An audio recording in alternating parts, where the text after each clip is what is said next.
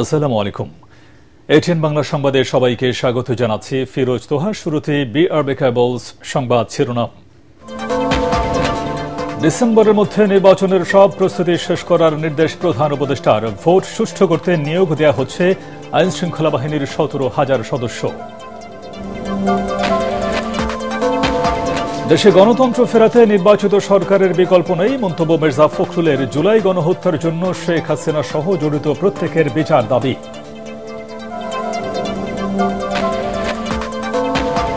সব ইসলামপন্থী ও জাতীয়তাবাদী আদর্শের একটি অংশের সাথে জোট গঠন করে নির্বাচনে অংশ নেবে জামায়াত, দলটির নায়েবে আমিরের ঘোষণা।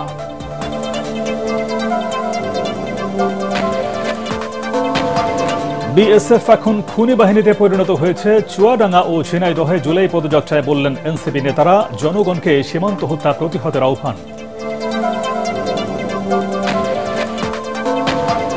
এবং প্রবল বর্ষণে দেশে বন্যা পরিস্থিতির অবনতি। ফেনী ও নোয়াখালীতে নতুন করে অর্ধশতাধিক গ্রাম প্লাবিত। বৃষ্টিতে চরম দুর্ভোগে কর্মজীবী মানুষ। শুনছিলেন বিআরবি কেবলস সংবাদ শিরোনাম। এবার বিস্তারিত। ডিসেম্বরের মধ্যে জাতীয় নির্বাচনের সব প্রস্তুতি শেষ করার নির্দেশ দিয়েছেন প্রধান উপদেষ্টা ডক্টর মোহাম্মদ ইউনূস। এই সময়ের মধ্যে নির্বাচনের প্রস্তুতি শেষ হলে রোজার আগে ফেব্রুয়ারিতে ভোট হবে বলে জানিয়েছেন প্রধান উপদেষ্টার প্রেস সচিব শফিকুল আলম। সংবাদ সম্মেলনে তিনি আরও জানান, সুষ্ঠু ও নিরপেক্ষ ভোট আয়োজনে আইন শৃঙ্খলা রক্ষাকারী বাহিনীতে জনবল নিয়োগ সহ প্রতিটি ভোট কেন্দ্রে কড়া নজরদারি রাখতে সংশ্লিষ্টদের প্রশিক্ষণ দেওয়ার নির্দেশনা দেওয়া হয়েছে। বিস্তারিত ঐশী গোস্বামী প্রমা রিপোর্টে। আগামী ত্রয়োদশ জাতীয় সংসদ নির্বাচনকে সামনে রেখে সংশ্লিষ্ট সবার সাথে আলোচনা করেছেন প্রধান উপদেষ্টা ডক্টর মোহাম্মদ ইউনূস। এ নিয়ে বিস্তারিত তুলে ধরতে সন্ধ্যায় রাজধানীর ফরেন সার্ভিস একাডেমিতে সংবাদ সম্মেলন ডাকেন তার প্রেস সচিব শফিকুল আলম। এ সময় তিনি জানান, ডিসেম্বরের মধ্যেই জাতীয় নির্বাচনের সব প্রস্তুতি শেষ করতে সংশ্লিষ্ট সবাইকে নির্দেশ দিয়েছেন প্রধান উপদেষ্টা। প্রয়োজনীয় সংস্কার ও প্রস্তুতি সম্পন্ন হয়ে গেলে রোজার আগে ফেব্রুয়ারিতেই অনুষ্ঠিত হবে আগামী ত্রয়োদশ জাতীয় সংসদ নির্বাচন। জাতির উদ্দেশ্যে ভোটে জানিয়েছিলেন যে এপ্রিলের প্রথমার্ধে ইলেকশন হবে। পরবর্তীতে আমরা আরও জানিয়েছি যে যদি প্রস্তুতি সম্পূর্ণ হয়, সংস্কার হয়ে যায়, তাহলে সেটা রোজার আগেই ইলেকশন হতে পারে। আগামী নির্বাচন সুষ্ঠু ও নিরপেক্ষ করতে আইন শৃঙ্খলা রক্ষাকারী বাহিনীতে প্রায় 17,000 নতুন সদস্য নিয়োগ দেওয়া হচ্ছে বলেও জানান প্রেস সচিব।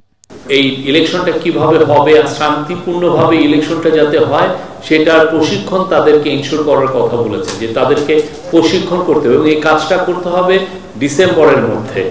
নির্বাচনকে সামনে রেখে আইন শৃঙ্খলা রক্ষাকারী বাহিনীকে কঠোর হওয়ার নির্দেশনাও দেয়া হয়েছে। 16,000-এর মতো ভোট কেন্দ্র হচ্ছে ঝুঁকিপূর্ণ হতে পারে। তো এই ঝুঁকিপূর্ণ কেন্দ্রে কিভাবে শান্তিপূর্ণভাবে ইলেকশন ভোটটা কন্ডাক্ট করা যায় সেই জন্য উনি নির্দেশ দিয়েছেন। এ সময় নির্বাচন সংক্রান্ত আরও প্রস্তুতির কথা জানান প্রধান উপদেষ্টার উপপ্রেস সচিব আবুল কালাম আজাদ মজুমদার। ঐশী গোস্বামী প্রমা, এটিএন বাংলা, ঢাকা। যত দ্রুত দেশকে নির্বাচনী মহাসড়কে আনা যাবে দেশের জন্য ততই মঙ্গল হবে বলে মন্তব্য করেছেন বিএনপি মহাসচিব মির্জা ফখরুল ইসলাম আলমগীর। হাসপাতালে চিকিৎসাধীন বিএনপি চেয়ারপারসনের 2 উপদেষ্টাকে দেখতে গিয়ে সাংবাদিকদের তিনি বলেন, দেশকে সবাই মিলে বাঁচাতে হবে, এজন্য অনতিবিলম্বে নির্বাচন প্রয়োজন। এ সময় মির্জা ফখরুল বলেন, জুলাই গণহত্যার সাথে শেখ হাসিনা সহ যারা জড়িত সবার বিচার হতে হবে। কামরুজ্জামান রাজীবের রিপোর্ট। রাজধানীর আগারগাঁওয়ে নিউরো সায়েন্স হাসপাতালে চিকিৎসাধীন বিএনপি চেয়ারপারসনের 2 উপদেষ্টা প্রবীণ চিকিৎসক অধ্যাপক আব্দুল কুদ্দুস ও অধ্যাপক সিরাজ উদ্দিনকে দেখতে যান বিএনপি মহাসচিব। তাদের শারীরিক অবস্থার খোঁজ খবর নেন তিনি। পরে সাংবাদিকদের সঙ্গে কথা বলতে গিয়ে মির্জা ফখরুল বলেন, দেশকে সঠিক পথে ফিরিয়ে আনতে জনগণের ভোটে নির্বাচিত সরকারের কোনো বিকল্প নেই। নানা দাবি তুলে যারা নির্বাচনকে বাধাগ্রস্ত করতে চাইছে তাদের উদ্দেশ্যে তিনি বলেন, মানুষকে ভোট বঞ্চিত রাখার আর কোনো সুযোগ নেই। দেশটাকে সকলকে মিলে বাঁচাতে হবে এবং আপনার প্রত্যেকটি রাজনৈতিক দলের দায়িত্ব হচ্ছে যে দেশকে সঠিক ট্র্যাকে ওঠানো এবং যত দ্রুত আপনার সেটা ওঠানো যাবে ততই মঙ্গল। সুতরাং যারা মনে করেন যে নির্বাচন প্রয়োজন নেই, আমার মনে হয় তারা আবার চিন্তা করবেন। নির্বাচন প্রয়োজন জনগণের জন্য। সংস্কার এবং নির্বাচন এর মধ্যে কোনো কন্ট্রাডিকশন নেই, দুটো একসাথেই চলবে। এ সময় তিনি অভিযোগ করেন, আওয়ামী ফ্যাসিবাদী শাসনের সবচেয়ে বড় শিকার বিএনপি। জুলাই গণহত্যার জন্য এককভাবে শেখ হাসিনা দায়ী দাবি করে জড়িত প্রত্যেক ব্যক্তি ও দল হিসেবে আওয়ামী লীগের বিচার চান মির্জা ফখরুল। শেখ হাসিনা তিনি এককভাবে, আমি মনে করি, responsible for the killing of thousands of people. সুতরাং তার বিচার ইতিমধ্যে শুরু হয়েছে। আমরা আশাবাদী তিনি এবং তার সঙ্গে যারা এই হত্যাকাণ্ডের সঙ্গে, গণহত্যার সঙ্গে এবং এই ফ্যাসির আক্রমণের সঙ্গে জড়িত দলগত হিসাবে তাহলে অবশ্যই তাদেরও বিচার হওয়া উচিত বলে আমি মনে করি। পরে তিনি রাজধানীর একটি বেসরকারি হাসপাতালে চিকিৎসাধীন বরেণ্য লালন সঙ্গীত শিল্পী ফরিদা পারভিনকে দেখতে যান। গুনিয়ে এই শিল্পীর সর্বোচ্চ চিকিৎসা নিশ্চিতে প্রধান উপদেষ্টার হস্তক্ষেপ চান বিএনপি মহাসচিব। আমি আহ্বান জানাবো যে বোর্ড করে তাকে সর্বোচ্চ চিকিৎসা বিদেশে দরকার হলে দেওয়ার ব্যবস্থা করতে হবে। কামরুজ্জামান রাজীব, এটিএন বাংলা, ঢাকা। সব ইসলামপন্থী ও জাতীয়তাবাদী আদর্শের একটি অংশকে নিয়ে জোটবদ্ধভাবে নির্বাচনে অংশ নেবে জামায়াত ইসলাম। রাজধানীর কাকরাইলে ডিপ্লোমা ইঞ্জিনিয়ার্স ইনস্টিটিউশনে এক প্রীতি সমাবেশে কথা জানান দলের নায়েবে আমির ডাক্তার আব্দুল্লাহ মোহাম্মদ তাহের। এ সময় তিনি বলেন, আগামী নির্বাচন হবে বাংলাদেশের অস্তিত্ব রক্ষার অ্যাসিড টেস্ট। তার আশঙ্কা, নির্বাচন সুষ্ঠু না হলে দেশের অস্তিত্ব হুমকির মুখে পড়বে।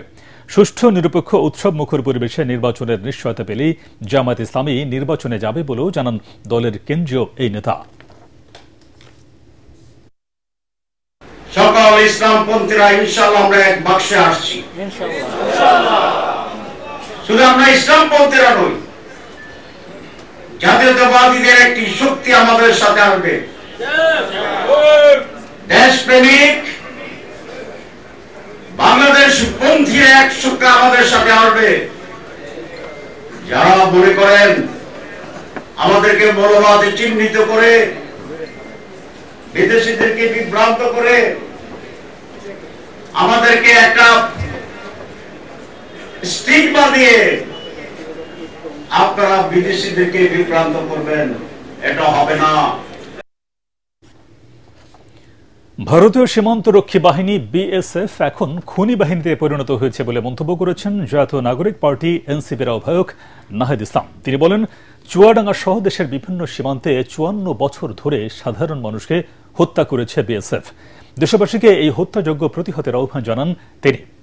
জুলাই পদযাত্রায় চুয়াডাঙ্গা ও ঝিনাইদহে পথসভায় তিনি এসব কথা বলেন। এর আগে চুয়াডাঙ্গার হাট বোয়ালিয়া থেকে পদযাত্রা শুরু করেন এনসিপি নেতারা। চুয়াডাঙ্গা ও ঝিনাইদহ প্রতিনিধির তথ্য ছবিতে রিপোর্ট মাছারুল হক মুহাজিরের। দেশ গড়তে জুলাই পদযাত্রার নবম দিনে জাতীয় নাগরিক পার্টি এনসিপির নেতাকর্মীরা যান সীমান্তবর্তী জেলা চুয়াডাঙ্গায়। এই উপলক্ষে জেলার হাটবোয়ালিয়া ও আলমডাঙ্গাতে হাজির নাহিদ, হাসনাত, সামান্তারা। বৃষ্টি উপেক্ষা করেই রাস্তার দুই পাশে দাঁড়িয়ে শত শত মানুষ হাত নেড়ে বরণ করে নেয় তাদের। দুপুরে চুয়াডাঙ্গার শহীদ হাসান চত্বরে অনুষ্ঠিত হয় পথসভা। এ সময় 24 শহীদের আকাঙ্ক্ষা বাস্তবায়নে এনসিপি বদ্ধপরিকর বলে জানান এনসিপি নেতারা। আমরা স্পষ্টভাবে বলতে চাই, আলমডাঙ্গার মাটিতে আর নেক্সট টাইম যদি চাঁদাবাজির কোনো চিন্তা করেন, পিটিএসকে ছাড় তুলে ফেলবো। দেশের মানুষ বাংলাদেশকে যেই জায়গায় দেখতে চেয়েছিল, আর এই জুলাই আসার পরও এই এক বছরে বাংলাদেশকে আমরা সেই জায়গায় এখন পর্যন্ত দেখতে পাইনি। তাই আমাদেরকে একটা অভ্যুত্থানের পরে নতুন একটি রাজনৈতিক দল গড়তে হয়েছে। গেল 16 বছর নির্বিচারে সীমান্তে হত্যা নিয়ে আবারও কঠোর হুঁশিয়ারি দেন দলের আহ্বায়ক নাহিদ ইসলাম। বলেন, বিএসএফ কোনো সীমান্তরক্ষী বাহিনী নয়, এটি একটি ভারতীয় খুনি বাহিনী। বিবিসি একটা রিপোর্ট করেছে, যেখানে দেখা যাচ্ছে শেখ হাসিনা নিজেই গুলি চালানোর সকল অর্ডার দিয়েছিলেন। এই মারণাস্ত্র ব্যবহারের জন্য শেখ হাসিনা অর্ডার দিয়েছিলেন। এই সকল হত্যাকাণ্ডের জন্য এই খুনি হাসিনা এবং তার দল আওয়ামী লীগ দায়ী। এ সময় যারা চাঁদাবাজ ও দুর্নীতিবাজদের পক্ষে আছেন তাদের বয়কট করার আহ্বানও জানান নাহিদ ইসলাম। যারা চাঁদাবাজ, দুর্নীতিবাজ, দখলদারিত্বের পক্ষে আছে, আপনারা তাদেরকে বয়কট করুন। জনগণের পক্ষে বাংলাদেশ পন্থী রাজনীতি গড়ে তুলুন। চুয়াডাঙ্গার মানুষের উন্নয়ন, চুয়াডাঙ্গার মানুষের শিক্ষা কর্মসংস্থান এর পক্ষে দাঁড়ান জাতীয় নাগরিক পার্টি নেতৃত্ব আপনাদের সঙ্গে থাকবে। চুয়াডাঙ্গার পথসমাবেশ শেষে ঝিনাইদহে পথসভা ও পথসমাবেশ করে এনসিপি। এ সময় নাহিদ ইসলাম সহ ডাক্তার তাসনিম জারা, হাসনাত আব্দুল্লাহ, সার্জিস আলম এবং দলের কেন্দ্রীয় ও তৃণমূল পর্যায়ের নেতাকর্মীরা উপস্থিত ছিলেন। গুজরাটের গোসাইমতি, আপনি যদি সেই ফৌজ না হয়ে থাকেন টেররিস্টদের, তাহলে শেখ হাসিনাকে বাংলাদেশে পুষিন করুন। এর আগে মঙ্গলবার রাতে মেহেরপুরের মুজিবনগরে এনসিপির কার্যালয় উদ্বোধন করেন দলের আহ্বায়ক নাহিদ ইসলাম। 3টা মূলমন্ত্র এবং এই ঘোষণাপত্র পাঠ করা হয়েছিল এই মুজিবনগর থেকে। মাজহারুল হক মুহাজির, এটিএন বাংলা। সাম্য জুলাই বিপ্লব দমনে গুলি চালানোর অনুমতি দিয়েছিলেন তৎকালীন প্রধানমন্ত্রী শেখ হাসিনা নিজেই। ব্রিটিশ সংবাদ মাধ্যম বিবিসির অনুসন্ধানী ইউনিট বিবিসি-আই ইনভেস্টিগেশনের প্রতিবেদনে এই তথ্য তুলে ধরা হয়েছে।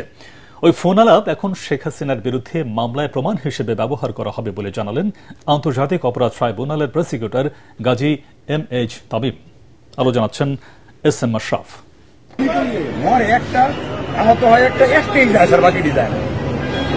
সবচেয়ে বড় আতঙ্কের এবং দুশ্চিন্তার বিষয়।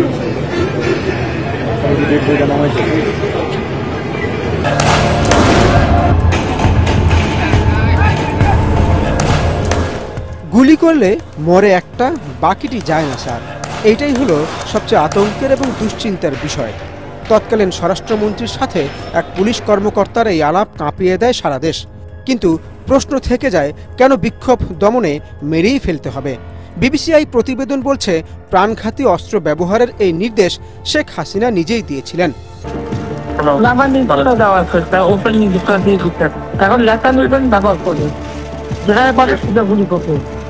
2024-এর 18 জুলাই এক কর্মকর্তার সাথে কথোপকথনের ফাঁস হওয়ার রেকর্ড পরীক্ষা করে তারা বলছে, এটিতে এডিট করার বা কোনো রকমের পরিবর্তনের প্রমাণ তারা পাননি।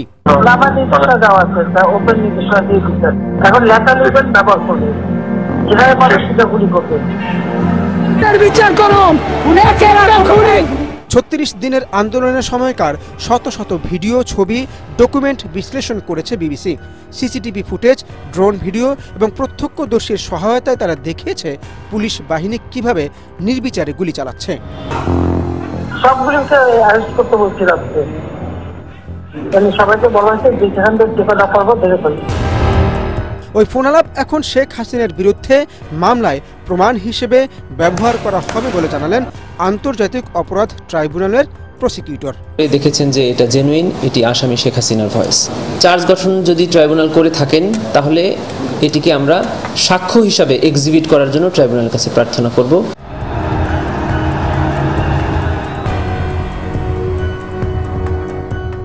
এস.এম. মাশরাফ, এটিএন বাংলা।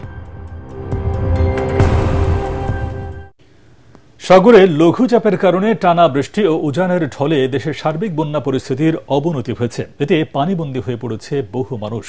অর্ধশতাধিক গ্রাম প্লাবিত। ফেনীতে কয়েক জায়গায় বন্যা নিয়ন্ত্রণ বাঁধ ভেঙে ডুবে গেছে নিম্নাঞ্চল। নোয়াখালীর অনেক এলাকাও ডুবেছে পানিতে। ভোলায় ভারী বৃষ্টিতে ভেঙে গেছে নৌঘাট, বন্ধ রয়েছে সব ধরনের লঞ্চ চলাচল। খাগড়াছড়িতে দেখা দিয়েছে ভূমিধসের আশঙ্কা। এছাড়া লঘুচাপের প্রভাবে প্লাবিত হয়েছে সাতক্ষীরার নিচু এলাকাগুলো। জাহিদুল আলমের রিপোর্টে বিস্তারিত। ভয়াবহ বন্যায় বিপর্যস্ত দেশের দক্ষিণ পূর্বাঞ্চল। পাহাড়ি ঢল আর টানা বৃষ্টিতে মুহুরী, হালদা, সাঙ্গু নদীর পানি বিপদসীমার উপর দিয়ে প্লাবিত হচ্ছে। শত শত গ্রামে পানিবন্দী হয়ে পড়েছেন লাখো মানুষ। পানির তরে ভেসে গেছে ফসলি জমি, মাছের ঘের, গবাদি পশু, হাঁস মুরগির খামার। সকালে ফেনী শহরের জলাবদ্ধতার কিছুটা উন্নতি হলেও ভারী বৃষ্টি আর উজানের ঢলে মুহুরী ও সিলোনিয়া নদীর পানির তোরে বন্যা নিয়ন্ত্রণ বাঁধের অন্তত 14টি স্থানে ভাঙন দেখা দিয়েছে। পানি বইছে বিপদসীমার 95 সেন্টিমিটার ওপর দিয়ে। এতে পানিবন্দী অন্তত 20 গ্রামের প্রায় 15,000 মানুষ। ফেনীতে গত 24 ঘন্টায় সর্বোচ্চ 306 মিলিমিটার বৃষ্টিপাত রেকর্ড করা হয়েছে। এখন আমাদের তো যাওয়ার কোনো ব্যবস্থা নাই। মূল্য এখানে থাকলো, এখানে এখন আমরা কি করবো? এখন খাড়ের উপর আমরা নিরাপদ না, খাড়ের উপরে পর্যন্ত পানি উঠছে। আইনে তো কোনো মানুষ আসে আমাদের জিজ্ঞাসা করে নাই যে যেহেতু আপনারা খাইছেন কিনা, আপনারা কি অবস্থা আছেন। অবস্থা খুবই ভয়ানক হয়ে গেছে। দ্বিতীয়ত বাড়ি ঘরে মাল সামান আলো জিনিসপত্র, পুকুরে মাছ গাছ লই সবই শেষ। যদি আপনি বেড়িবাঁধ গুলো দেওয়া হতো বা সুন্দরভাবে দেওয়া হইলে আপনার পানিটা আসতো না। নোয়াখালীতে গত 24 ঘন্টায় 208 মিলিমিটার বৃষ্টিপাত রেকর্ড করেছে জেলা আবহাওয়া অফিস। এতে ডুবে গেছে এই অঞ্চলের বেশিরভাগ এলাকা। জেলা পানি উন্নয়ন বোর্ড বলছে, অতিরিক্ত বৃষ্টির কারণে জেলায় একদিনে পানি বেড়েছে 17 সেন্টিমিটার।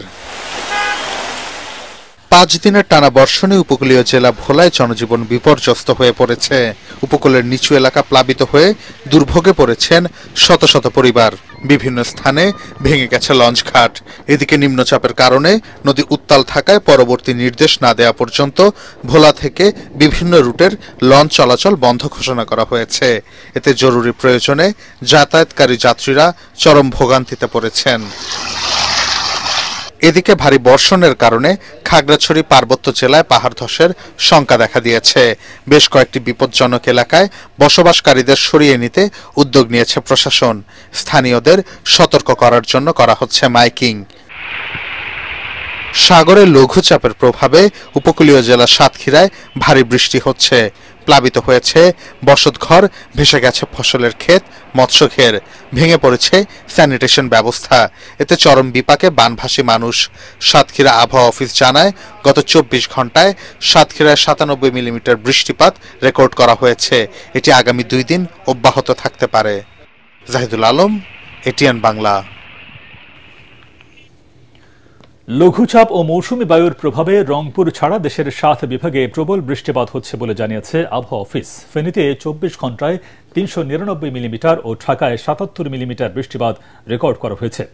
ভারী বৃষ্টির কারণে পাহাড় ধস ও জলজটের ব্যাপারে সতর্ক করা হয়েছে। এদিকে টানা বৃষ্টি ও যানজটে ভোগান্তি হচ্ছে কর্মজীবীদের। মিজান শাহজাহানের রিপোর্ট। একদিকে বৃষ্টি, অন্যদিকে যানজট, ফলে বিপাকে পড়েন কাজের জন্য বাইরে বের হওয়া মানুষ। নির্ধারিত গন্তব্যের যানবাহন না পেয়ে সড়কের পাশে দাঁড়িয়ে ভিজতে দেখা যায় অনেককে। বৃষ্টির জন্য গাড়ি ঘোড়ার খুবই সমস্যা হচ্ছে, আর গাড়ি ঘোড়া পাওয়া যাচ্ছে না। বৃষ্টির ভিতরে একটু খারাপই, কারণ গাড়ি ঘোড়া পাওয়া যাচ্ছে না, জার্নি একটু কষ্ট। ট্রাফিক পুলিশ বলছে, বৃষ্টির পানি জমার কারণে যানবাহন বিকল হয়ে যানজটের সৃষ্টি হচ্ছে। তখন পরিস্থিতি নিয়ন্ত্রণে হিমশিম খেতে হয় তাদের। 2টা গাড়ি নষ্ট হয়েছে পরপর। এই গাড়িগুলো সরাইতে হচ্ছে, সরানোর কারণে আপনার হচ্ছে যে এই লেট হয়েছে। যে অফিস টাইমে গাড়ি জমে গেলে সেটা তো কমাইতে একটু সময় লাগে। এদিকে বৃষ্টি হচ্ছে, যে কারণে এই চারপাশে একটু গাড়ি জমে গেছে। রংপুরের মিঠাপুকুরের বাদল মিয়া ঢাকার শহরে রিক্সা চালিয়ে যার সংসার চলে। ঝড় বৃষ্টিতে তার কি ঘরে বসে থাকার উপায় আছে? গাড়ি চালাম মনে করো, গাড়ি না বাই করলেও টাকা নিব, বাই করলেও টাকা নিব, তার জন্য আমাকে চলতে হবে, খাওয়াতে হবে। আবহাওয়াবিদ তরিফুল নেওয়াজ কবির বলেন, বরিশাল, খুলনা ও চট্টগ্রাম বিভাগে সবচেয়ে বেশি বৃষ্টি হচ্ছে। ওয়েস্ট বেঙ্গলে একটা লঘুচাপ আছে, এর প্রভাবে প্রচুর মশারা বাংলাদেশের ভিতরে আসতেছে। আর হচ্ছে যে অ্যাক্টিভ মনসুন যে বায়ু প্রবাহ যেটা আছে সেটা সক্রিয়। এটা দুটোর যোগফলেই আমরা উপকূলীয় অঞ্চলে ব্যাপক বৃষ্টিপাত দেখতে পাচ্ছি। আগামী 2-3 দিন হয়তো একটু কমবে, তারপরে আবার 12-13 তারিখের পর থেকে আবার বৃষ্টিপাতের প্রবণতা আবার বাড়ার সম্ভাবনা আছে। 2-1 দিন বিরতি দিয়ে আবারও সারা দেশে প্রবল বৃষ্টিপাতের পূর্বাভাস দিয়েছে আবহাওয়া অফিস। আবহাওয়া অফিস বলছে, জুলাই মাসে দেশে সবচেয়ে বেশি বৃষ্টিপাত হয়। এই সময়ের বৃষ্টিপাতে সাইক্লোনের সম্ভাবনা নেই, তবে এ সময় জোয়ার ভাটার প্রভাবে নদীতে পানি বাড়বে, ফলে বাড়তে পারে নদী ভাঙন। এ কারণে দক্ষিণাঞ্চল সহ নদী ভাঙন কবলিত এলাকায় অধিক সতর্কতা জারি করেছে আবহাওয়া অফিস। মিজান শাহজাহান, এটিএন বাংলা, ঢাকা। প্রবাসী কর্মীদের মাত্র 3% কর্মী লাইসেন্সপ্রাপ্ত রিক্রুটিং এজেন্সির মাধ্যমে বিদেশে যান। বাকি 97% যাচ্ছেন অবৈধ সাব এজেন্টের মাধ্যমে। অভিবাসী কর্মী উন্নয়ন প্রোগ্রাম ওকাপের গবেষণায় এই তথ্য উঠে এসেছে। ফলে বেশিরভাগ কর্মী মৌলিক মানবাধিকার বঞ্চিত হচ্ছেন। নিরাপদ অভিবাসন নিশ্চিতে সরকারকে ব্যবস্থা নেওয়া ও বিদ্যমান আইন সংস্কারের তাগিদ দিয়েছেন বিশ্লেষকরা। ইমদাদুল্লাহ বাবুর রিপোর্ট। দেশের অর্থনৈতিক সমৃদ্ধির অন্যতম চালিকা শক্তি প্রবাসী কর্মীদের পাঠানো রেমিটেন্স। প্রতি বছর গড়ে দেশে আসছে 2500 মিলিয়ন মার্কিন ডলার প্রবাসী আয়। প্রতি বছর বিদেশে যাচ্ছে 10 লাখেরও বেশি কর্মী, কিন্তু আশানুরূপ প্রবাসী আয় নেই বলে অভিযোগ বিভিন্ন মহলের। অভিবাসীদের জন্য ন্যায় বিচার এখনো বহুদূর এ নিয়ে গবেষণা প্রতিবেদন প্রকাশ অনুষ্ঠানে ওকাব বলছে ৯৭% কর্মী এখনো বৈধ রিক্রুটিং এজেন্সির মাধ্যমে বিদেশ যাচ্ছেন না।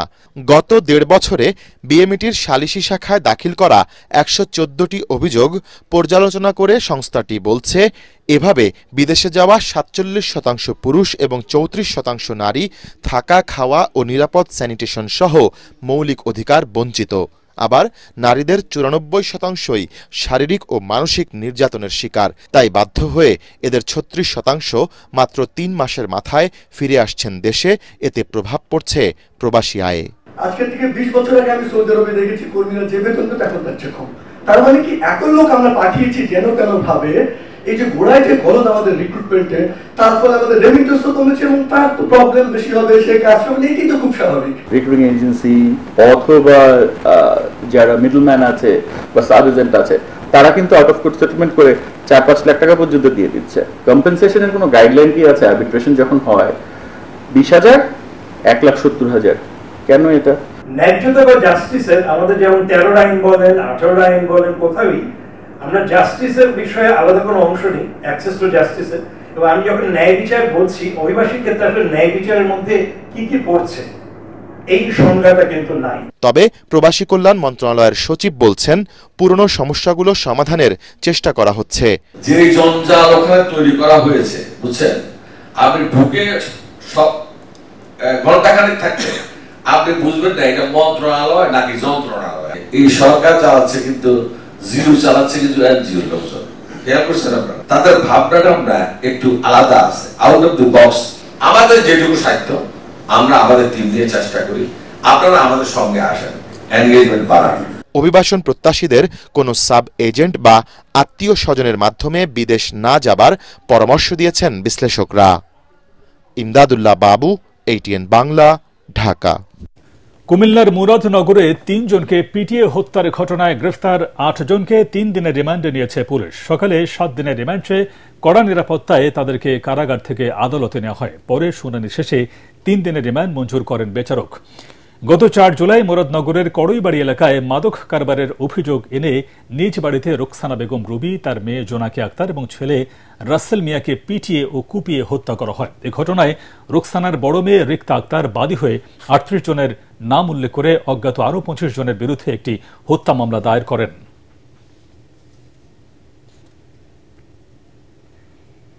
আল আরাফা ইসলামী ব্যাংক অর্থ সংবাদ।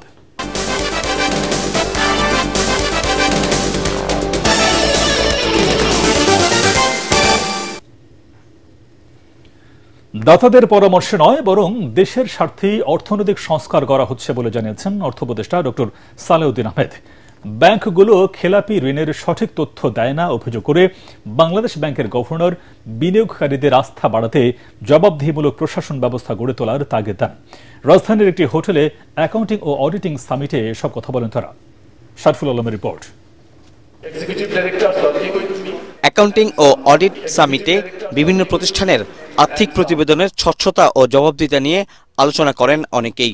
বিভিন্ন প্রতিষ্ঠানের প্রতিনিধিরা জানান, আর্থিক প্রতিবেদনের দুর্বলতার কারণে ব্যাংকিং খাতে খেলাপি ঋণের পরিমাণ বাড়ছে আর্থিক প্রতিষ্ঠানের অনিয়ম, লুটপাট, আর্থিক কেলেঙ্কারির সংখ্যাও।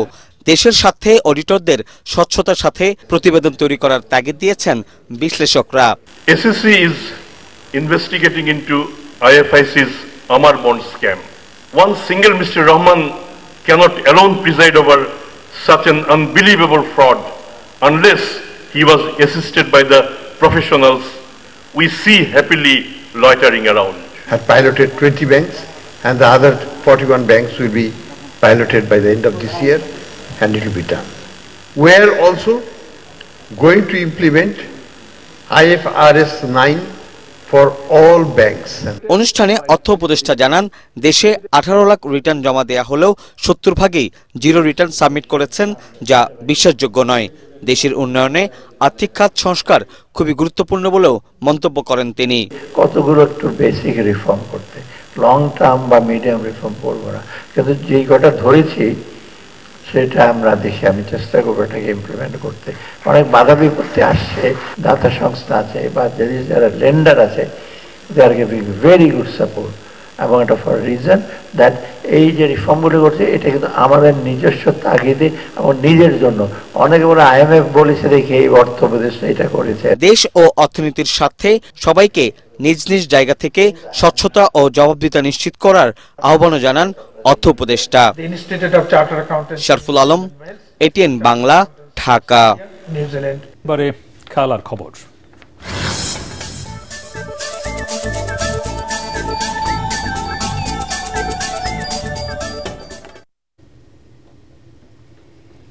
টেস্ট ও ওয়ানডে সিরিজে হারলেও টি-20তে ঘুরে দাঁড়াতে চায় বাংলাদেশ। তবে শ্রীলঙ্কার মাটিতে তাদেরকে হারানো কঠিন হবে বলে মনে করেন বাংলাদেশ দলের টি-20 অধিনায়ক লিটন দাস। এদিকে বাংলাদেশকে সমীহ করছেন শ্রীলঙ্কার অধিনায়ক চারিথা আসালাঙ্কা। সিরিজটি প্রতিদ্বন্দ্বিতাপূর্ণ হবে বলে জানান তিনি। আগামীকাল সন্ধ্যা 7টায় ক্যান্ডির পাল্লেকেল স্টেডিয়ামে শুরু হবে বাংলাদেশ ও শ্রীলঙ্কার মধ্যকার 3 ম্যাচের প্রথম টি-20। পরাগার মানের রিপোর্ট। টেস্ট কিংবা ওয়ানডে সিরিজ কোনোটিতে শ্রীলঙ্কাকে পরাস্ত করতে পারেনি বাংলাদেশ। টেস্ট সিরিজের পর ওয়ানডেতেও লঙ্কান সিংহদের কাছে পরাজিত হয়েছে টাইগাররা। তবে টি-20তে ঘুরে দাঁড়ানোর প্রত্যাশা বাংলাদেশ দলের অধিনায়ক লিটন দাসের। টি-20 সিরিজের জায়গায় আছে, ডিফারেন্ট ফরম্যাট। টেস্ট আলাদা একটা ফরম্যাট, ওয়ানডে আলাদা একটা ফরম্যাট, টি-20 আলাদা ফরম্যাট। সো সবাই জানি আমরা এই ফরম্যাটে কিভাবে খেলতে হয়, আমরা এটাই চেষ্টা করব। নির্ধারিত দিনে কয়েকজন ক্রিকেটার ভালো খেললেই টি-20তে জয় পাওয়া সম্ভব। বোলিংয়ে শ্রীলঙ্কাকে নিজেদের চেয়ে এগিয়ে রাখলেও ব্যাটিং বোলিংয়ে স্বাগতিকদের পরাস্ত করার ইচ্ছে লিটনের। টি-20 ফরম্যাটটা এমন, আপনি যদি পার্টিকুলার ডেটে খুব ভালো ক্রিকেট খেলেন, আপনার 2-3টা প্লেয়ার খুব ভালো ক্রিকেট খেলে আপনি ম্যাচ বের করে নিতে পারবেন। বাট অবভিয়াসলি যেটা বললাম যে তারা হোম কন্ডিশনে বেটার সাইড, বিকজ তাদের হাতে খেলার অভিজ্ঞতা আছে এই গ্রাউন্ডে খুব বেশি, এবং ম্যাক্সিমাম প্লেয়ার যদি বলি আমি ওই ওভারঅল তাদের বোলিং সেটটা একটু বেটার আমার কাছে মনে হয়। একটু মিস্ট্রি টাইপের বলার তারা ম্যাক্সিমাম। সো আমাদের ওই জিনিসটা নিয়ে একটু চেষ্টা করতে হবে। এদিকে জয়ের ধারা টি-20তেও অব্যাহত রাখতে চায় শ্রীলঙ্কা। তবে মাঠে নামার আগে বাংলাদেশকে সমীহ করছেন লঙ্কান অধিনায়ক চারিথা আসালাঙ্কা। সিরিজটা তাদের জন্য কঠিন হবে বলে জানান তিনি। Bangladesh quite good on T20s, but they are still young side like us. I don't think we are far ahead, but it's going to be a tough series for us. চোটের কারণে অলরাউন্ডার ওয়ানিন্দু হাসারাঙ্গা খেলতে পারছেন না টি-20তে। তার অভাবটা ভালোই অনুভব করছেন আসালাঙ্কা। পরাগামান, ATN বাংলা। শেষ করার আগে BRB কেবলস সংবাদ শিরোনাম আরেকবার। ডিসেম্বরের মধ্যে নির্বাচনের সব প্রস্তুতি শেষ করার নির্দেশ প্রধান উপদেষ্টার। ভোট সুষ্ঠু করতে নিয়োগ দেওয়া হচ্ছে আইন শৃঙ্খলা বাহিনীর 17,000 সদস্য। দেশে গণতন্ত্র ফেরাতে নির্বাচিত সরকারের বিকল্প নেই মন্তব্য মির্জা ফখরুলের। জুলাই গণহত্যার জন্য শেখ হাসিনা সহ জড়িত প্রত্যেকের বিচার দাবি। সব ইসলামপন্থী ও জাতীয়তাবাদী আদর্শের একটি অংশের সাথে জোট গঠন করে নির্বাচনে অংশ নেবে জামায়াত, দলটির নায়েবে আমিরের ঘোষণা।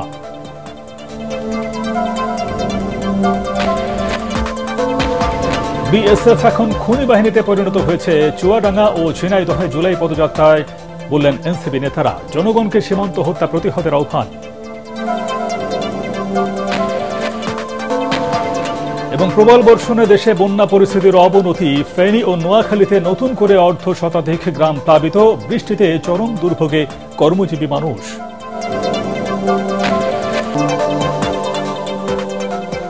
পরবর্তী সংবাদ দেখার আমন্ত্রণ জানিয়ে এখনকার মতো শেষ করছি। ATN বাংলার সংবাদ ইউটিউবে দেখে ব্রাউজ করুন youtube/ATN বাংলা নিউজ। ধন্যবাদ সবাইকে।